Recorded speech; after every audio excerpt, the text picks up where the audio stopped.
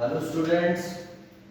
तो आज हम स्टार्ट करेंगे gravitational potential.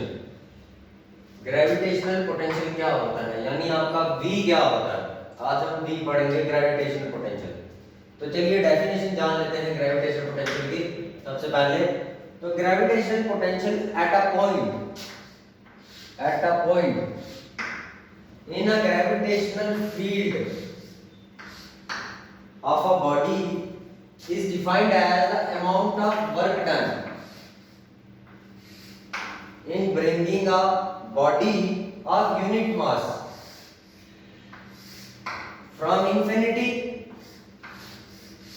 to that point without acceleration.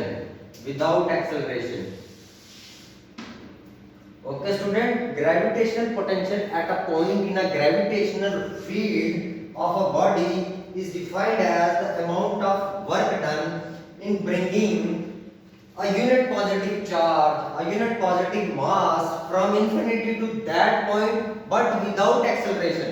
Acceleration जो होगी वो आपकी जीरो होनी चाहिए, वहां पे acceleration काम नहीं करना चाहिए. Means your change in kinetic energy is equals to zero. Your velocity is constant. जब acceleration नहीं होगी, जीरो होगी, तो velocity आपकी constant. तो चलिए पहले थोड़ा सा समझते हैं कि ये ग्रेविटेशनल पोटेंशियल है क्या चीज। आसान लेमन लैंग्वेज में समझाएंगे।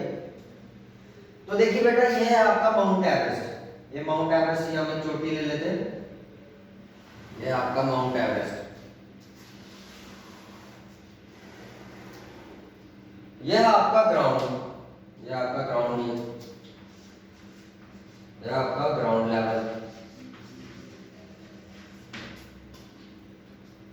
अब हमें यहां से अपना एक सामान उठाना है, यहां से यहां जाना है। मुझे यहां से यहां जाना है बी पॉइंट पे। तो यहां से यहां जाने के लिए, ए से बी जाने के लिए, तो मुझे कुछ वर्क करना पड़ेगा। वर्क करना पड़ेगा ना। ग्रेविटेशनल पोटेंशियल क्या कह रहा है, point in a gravitational field the amount of work done. मुझे कुछ वर्क डन करना पड़ेगा। अब देखिए, मेरे को यहां से 1 kg 1 kg, मुझे यहां से 1 kg मास जो है वो पॉइंट ए से पॉइंट बी के पास लेके जाना है। तो मुझे कुछ वर्क करना पड़ेगा। जब मुझे वर्क करना है यूनिट मास को फ्रॉम इंफिनिटी, देखिए इंफिनिटी यहाँ पे समझिए, इंफिनिटी क्या चीज है यहाँ पे बेटा। इंफिनिटी है आपका ये जो ग्राउंड लेवल है ना, ये जिसी को हम मानते हैं आपका रेफरेंस लेवल। पोटेंशियल निकालने के लिए सबसे पहले आपको अपना रेफरेंस लेवल ढूंढना पड़ेगा, तब जाके आप पोटेंशियल निकाल सकते हैं। On a point, on a single point आपका रेफरेंस लेवल आ गया। क्या आ गया? Ground level. इसी को इन्होंने इंफिनिटी कहा हुआ है। From infinity to that point means your point B.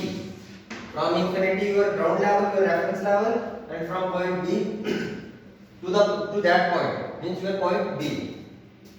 अब देखिए क्या होगा, डेफिनेशन क्या बनेगी?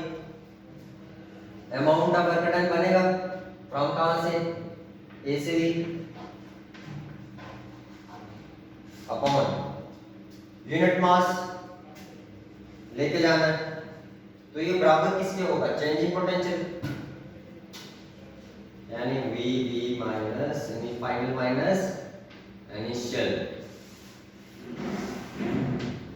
देखो बेटा, अगर आपसे कोई पूछे, आपने पढ़ा होगा, ये हमारा यहाँ पे हमने एक मास रखा हुआ है, यहाँ एक मास रखा है m, यहाँ पे पोटेंशियल कितना है उसका? 0। पोटेंशियल एट पोजीशन 1, इसको पोजीशन 1 मान लेते हैं। Potential at position 1 is equal to 0। तो हमने इसको पोटेंशियल 2 पे लेके, एट स्टेज 2 पे लेके गए, एट हाइट h, इसी मास को। तो हमसे कोई पूछे कि बताओ यहाँ पे फोर्स जो आपने वर्क किया वो कितना होगा, तो हम क्या कहेंगे? सीधा mgh।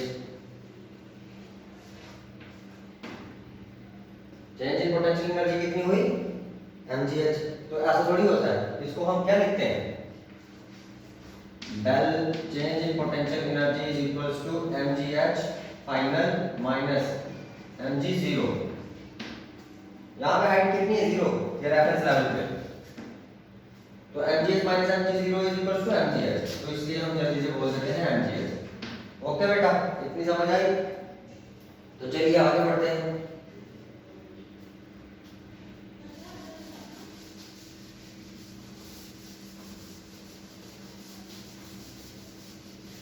अब आगे यहाँ ये चीज आपको समझ आई? यहाँ पे यहाँ से ये आपका ग्राउंड लेवल जो है ये आपका क्या बन गया, रेफरेंस लेवल, और आपने यहाँ से एक यूनिट मास उठा के अपने दैट उस पॉइंट पे लेके जाना है जहां पे आपने पोटेंशियल निकालना है, बट विदाउट एक्सेलरेशन, कोई भी एक्सेलरेशन नहीं लगनी चाहिए। तो कितना काम करेंगे हम WAB यूनिट मास पे, तो किसके बराबर होगा, change in potential from final position to initial position, your reference level. Okay बेटा, नाउ चलिए आगे बढ़ते हैं। अब क्या होगा, इस चीज का मतलब क्या है कि आपने यहां से जो एक यूनिट मास उठाया और पहुंचाया उसको कहां पे, एक फील्ड में, एक फील्ड में पहुंचाया, उस दौरान कितना वर्क हुआ, वही है आपका अपॉन यूनिट मास। एक यूनिट मास को उठा के आपने एक फील्ड में पहुंचाया, उस दौरान कितना वर्क हुआ वही है आपका change in potential, means VB minus VA, final minus initial. तो चलिए आगे बढ़ते हैं। अब हम देखेंगे, ये चीज को याद रखिए, ये काम आएगा, ये मैं बार बार पूछूंगा, ये आपको याद रखना है कि आप रेफरेंस लेवल को, आपकी जो पोटेंशियल एनर्जी होगी रेफरेंस लेवल में वो 0 होगी। अब बेटा मान लेते हैं कि हमारा एक यहाँ पे पॉइंट B है, इसको हम मान लेते हैं आपका रेफरेंस लेवल।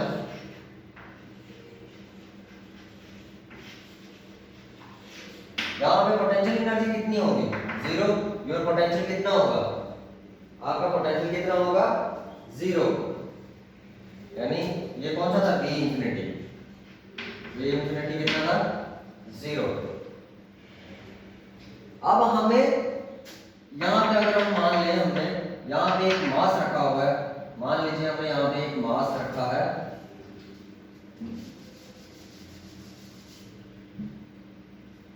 एक मास रखा है m, हमें इस मास को उठा के A पे लाना है, इस मास को उठा के कहाँ लाना है, A पे।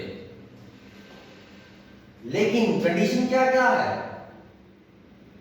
अगर हमें तो अभी बोले अभी कि इस मास को A पे पहुंचाओ, तो हम क्या कहेंगे सर, इसको यहां से थोड़ी सी एक्सटर्नल फील्ड दे दो, एक्सटर्नल फील्ड दे दो, तो ये वहां पहुंच जाएगा। तो उस दौरान हमें, जब विदाउट फील्ड है, कोई भी फील्ड नहीं है, आगे कोई भी फील्ड नहीं है, तो हमें वर्क डन करना पड़ा, नहीं करना पड़ा, थोड़ी सी एक्सटर्नल फील्ड लगाई तो ये तो यहां पहुंच गया। वहां पे आगे एक्सटर्नल थोड़ी सी फील्ड लगा देंगे तो इसको ये पे रोक लेगा, कोई भी वर्क नहीं करना पड़ा, बिल्कुल वर्क नहीं करना पड़ा। तो मैं क्या करता हूं, इसके आगे एक मास रख देता हूं, क्या रख देता हूं आप, एक मास रख देता हूं।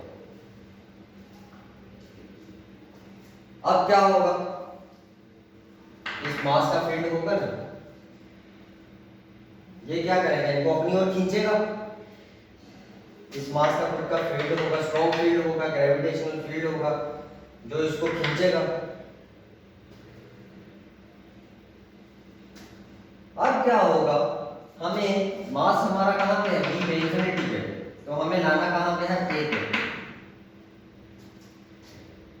अब आप इसको ऐसे समझो कि यहाँ पे धोनी साहब आ गए, MS धोनी जी आ गए, तो B को पता चला है कि हाँ जी ये 10 किलोमीटर दूर बैठा हुआ है, 20 किलोमीटर दूर बैठा हुआ है, तो इसको पता चल गया जी यहाँ पे धोनी आया हुआ, ये इसको तो खींच लेगा, ये तो पास है उसके, इसको तो पता चल गया, लेकिन ये भी भागा आएगा, ये भी उसकी तरफ भागा हुआ आएगा।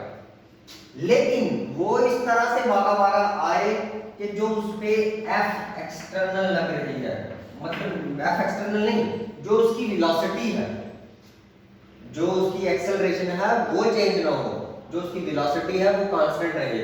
इसके लिए हम क्या करेंगे, यहाँ पे इसके लिए एक एक्सटर्नल फोर्स लगा देंगे, एक्सटर्नल क्या करेगी? इट हेल्प्स इन मेंटेनिंग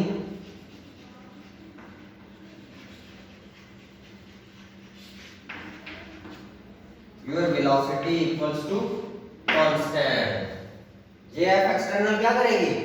आपकी वेलोसिटी को कांस्टेंट बनाए रखेगी। अब क्या होगा? अब आपका ये जो चेंज इन पोटेंशियल है ये क्या बनेगा? हमारा रेफरेंस लेवल है, कितना बन जाएगा? 0। Your reference level will be 0। क्यों? क्योंकि हम मान के चल रहे हैं कि जो हमारा रेफरेंस पे पोटेंशियल एनर्जी होगी वो कितनी होगी? 0। तो देखिए वीबी कितना निकल जाएगा?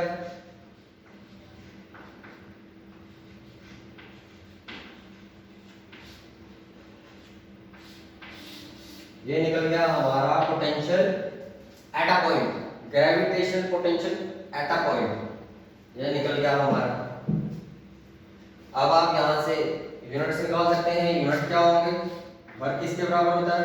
जूल के वर्क की यूनिट क्या होती है? जूल। मास के केजी, तो आपके यूनिट आ गए जूल पर केजी। यहां तक समझ आई आपको? ओके बेटा, तो चलिए आगे बढ़ते हैं।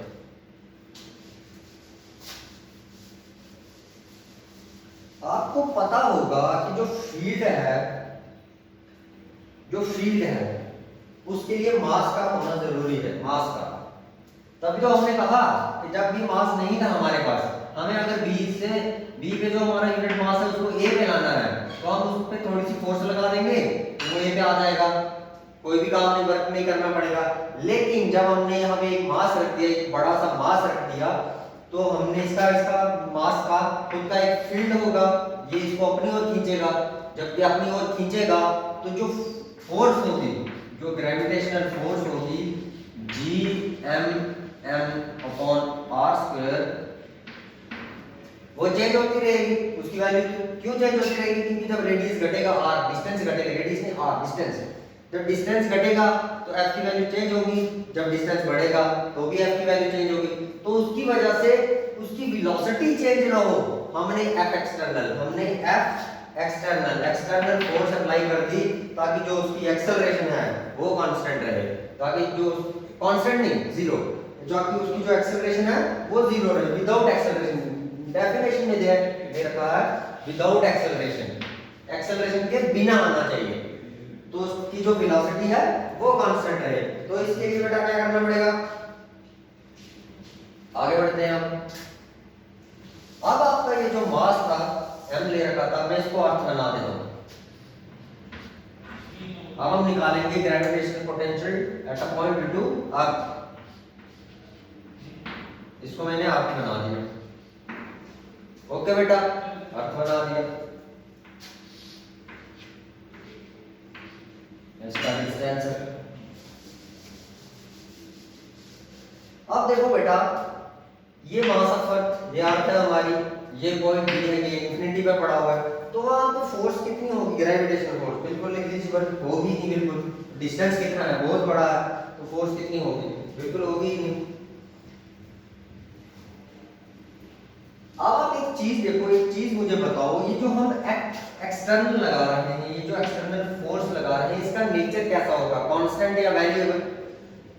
वेरिएबल होगा, बिल्कुल वेरिएबल होगा। कैसे वेरिएबल होगा? देखिए, जैसे जैसे डिस्टेंस बढ़ता जाएगा वैसे वैसे आपकी एफ चेंज होती रहेगी। अब एफ चेंज होती रहेगी, उसी हिसाब से एफ एक्सटर्नल ऐसा खुद को डालेगी ताकि जब ये खुद को बढ़ाना चाहे तो ये उस पे उतनी एफ एक्सटर्नल लगाए जो उसकी वेलोसिटी है वो कांस्टेंट रहे। ओके बेटा, इतनी समझ आ गई? तो चलिए आगे बढ़ते हैं। अब क्या होगा आपका यहां पे,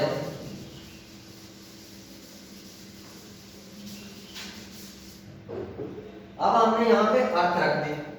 अब हम एक काम करते हैं, हम जानते हैं कि जो हमारी ग्रेविटेशनल फोर्स है, ग्रेविटेशनल फोर्स जो है हमारी, ग्रेविटेशनल फोर्स जो है ये क्या है, कंजर्वेटिव है। ये कंजर्वेटिव फोर्सेस कौन सी होती हैं? कंजर्वेटिव फोर्सेस वो फोर्सेस होती हैं जो वर्क डन करें, जिनका क्लोज लूप में जो वर्क डन होगा वो कितना होगा, 0। यानी हम दो पॉइंट ले लेते हैं, जितना वर्क यहां से लेके यहां तक आएगा, मान ले तो वो 1 आया, और यहां से यहां तक जाने में कितना होगा, -1, तो टोटल कितना होगा, 0। तो कंजर्वेटिव फोर्सेस का वर्क डन कितना होगा, 0। ये कॉन्सेप्ट भी हम यूज करेंगे, इसको भी ध्यान में रखना। अब बेटा क्या होगा,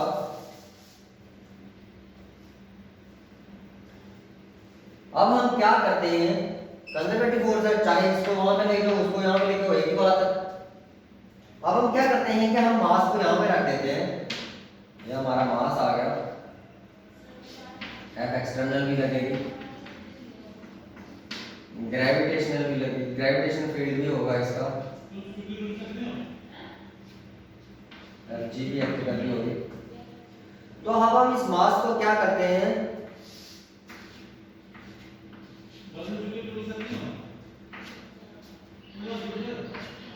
इस मास को क्या करते हैं, हम ए से बी पहुंचाते हैं, बी से ए नहीं लाते, ए से बी पहुंचाते हैं।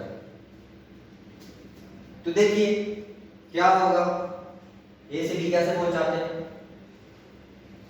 अब हम क्या करेंगे, हम जानते हैं हमें क्या दिया हुआ है डेफिनेशन में,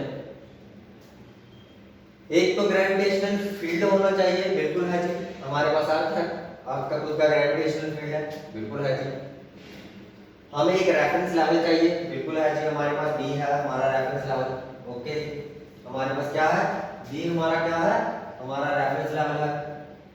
हमारे पास एक मास है, यूनिट मास है, हमें वो ए से बी पे पहुंचाना है, बट विदाउट एक्सेलरेशन पहुंचाना है, उसकी वेलोसिटी बदलनी नहीं चाहिए, उसकी जो चेंज इन काइनेटिक एनर्जी है वो 0 रहनी चाहिए। तो अब हम क्या करेंगे, इसको मैं साफ कर रहा हूं,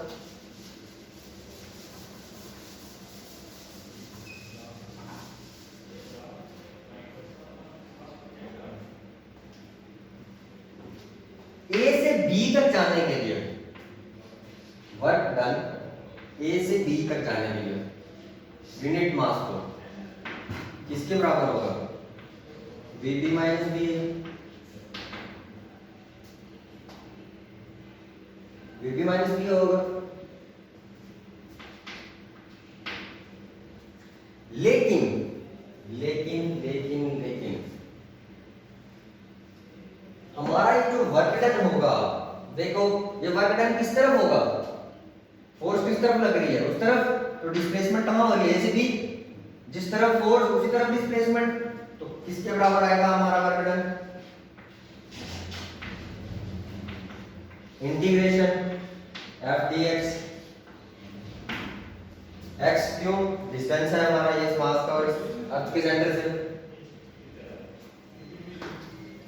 लिमिट कहां से कहां आएगी, ए तक का डिस्टेंस क्या है, आर, जाना कहां पे, infinity, R to infinity F D X, angle कितना होगा, दोनों की तरफ है तो 0, तो cos 0 कितना होगा, 1। तो चलिए इसको सॉल्व कर लेते हैं। अब इसको सॉल्व जब करेंगे तो ये कितना आएगा, ये आएगा आपका बेटा एफ की वैल्यू डाल दो, एफ जी ग्रेविटेशन कांस्टेंट, बेटा यहाँ दिखेगा नहीं आपको, मैं यहाँ निकाल लेता हूँ, यहाँ आ जाइए। तो क्या आएगा आपका gravity integration W B R to infinity, F की वैल्यू क्या थी, gravitation constant G into mass of earth into M upon X square, okay बेटा। एक्स स्क्वायर क्यों, क्योंकि यहाँ का डिस्टेंस हमने क्या ले रखा है, एक्स।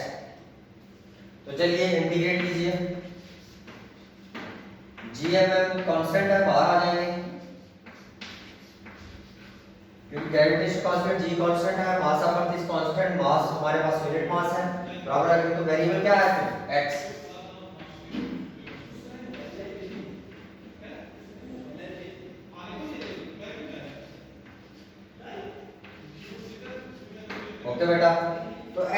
की इंटीग्रेशन क्या होगी बेटा, फॉर्मूला लगाइए x की पावर n का, वो किसके बराबर होगा, x की power n plus 1 upon n plus 1। तो यहाँ क्या बनेगा, x स्क्वायर था नीचे से ऊपर लेके गए तो -2 आ गया, तो -2 plus 1 -1 upon -1 means -1 by x। तो कितनी इंटीग्रेशन आ गई इसकी बेटा, -1 बाय x, माइनस बाहर ले लिया,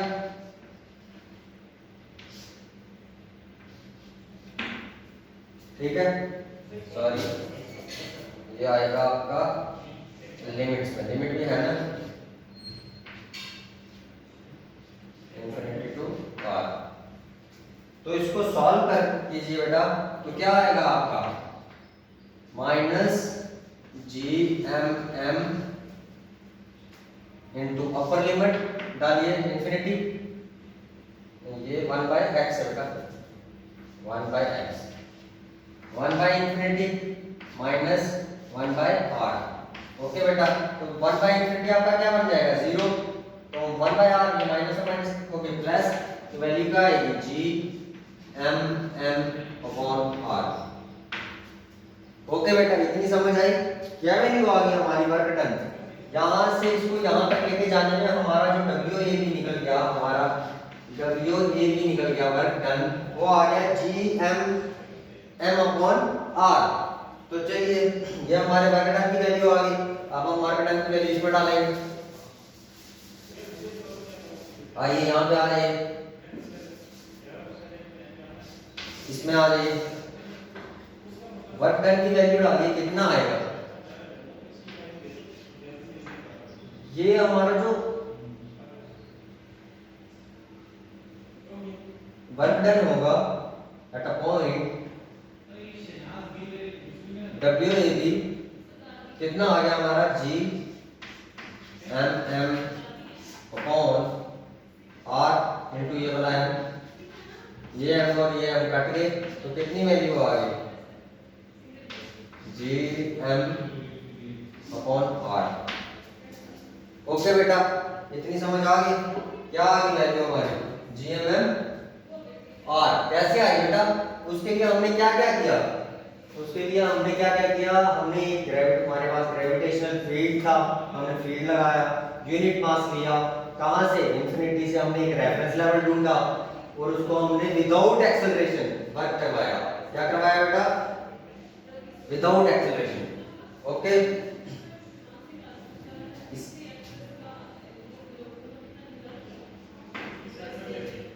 तो हमारा ये कितना हो जाएगा बेटा, रेफरेंस लेवल पे 0 होता है ना,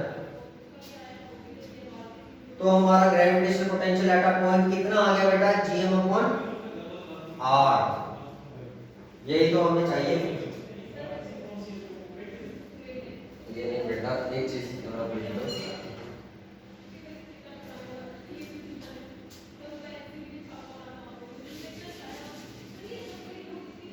ये va है, your dv is equals to 0 minus va, आपका माइनस उधर चला जाएगा, तो ये की वैल्यू क्या आ जाएगी इधर -gm अपॉन r।